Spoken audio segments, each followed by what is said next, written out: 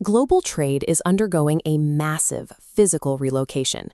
If you try to track where that capital is moving by reading daily headlines, you will get lost in the noise. By the end of this video, we are going to build a 4-part data-backed investment thesis.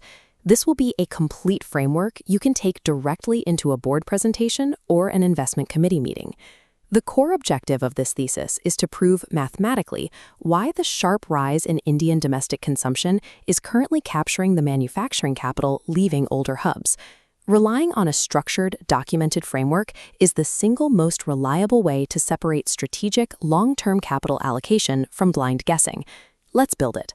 Step 1. Establish the foundation of your thesis by plotting a specific macroeconomic anchor, household consumption as a percentage of GDP. Compare these 3 critical data points: China at 39.4%, India at 61.5%, and a global average at 63.6%. The global average proves India's 61.5% represents standard, sustainable economic health. Meanwhile, China's 39.4% marks it as a severe global outlier. A structural deficit in domestic consumption of this magnitude restricts local demand, weakening a nation's long-term economic stability. Step 2. To understand why capital is leaving, we have to document the push factors of China's export-only model in our thesis. China built an immense physical manufacturing base to become the world's factory. The sheer volume of industrial output required absolute efficiency and cost control. The mechanics behind this scale were deliberate. Local wages were kept low to maintain price competitiveness, and exchange rates were managed to ensure exports remained irresistibly cheap for foreign buyers. This strategy generated a record trade surplus of $858 billion. However, the domestic cost was high. Households were left with little to spend and nowhere to invest except real estate. The capital funneled entirely away from consumers. The core takeaway for Step 2: a country that produces significantly more than its own citizens can consume is a fragile market. Step 3. We map the 3 systemic geographic shocks currently forcing supply chains to relocate immediately. Choke point 1 is the tariff war.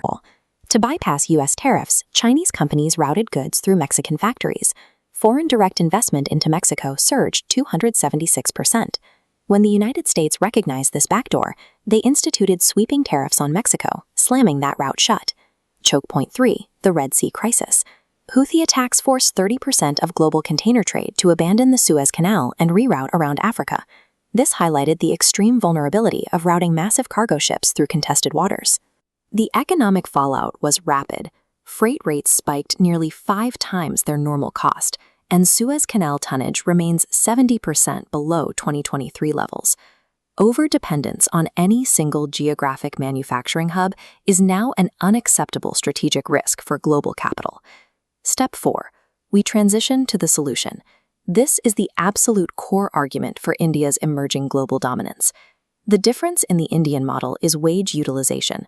When a factory opens in India, the worker earns a wage that feeds directly back into a 1.4 billion-person domestic economy. That domestic spending power creates immediate demand for new businesses, services, and local retail. We map this virtuous cycle. Export growth creates jobs, leading to rising wages. Connecting wages to higher consumption drives more investment, spinning the cycle. The data validates this. Indian electronics exports grew 8x in a decade, and Apple's iPhone exports crossed $50 billion. Companies are anchoring in India because 1.4 billion people with rising incomes represent a massive, self-sustaining market, far beyond a simple export base. You now possess a comprehensive, data-backed pitch document. We established the baseline metric, contrasting the 39.4% versus 61.5% consumption rates. We mapped out the geopolitical risks of the old model and diagrammed the exact flywheel mechanics of India's domestic consumption.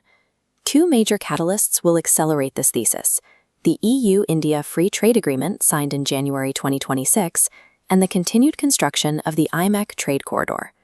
Armed with this exact framework, you have the evidence required to justify major strategic capital shifts to any investment committee. The migration has already begun.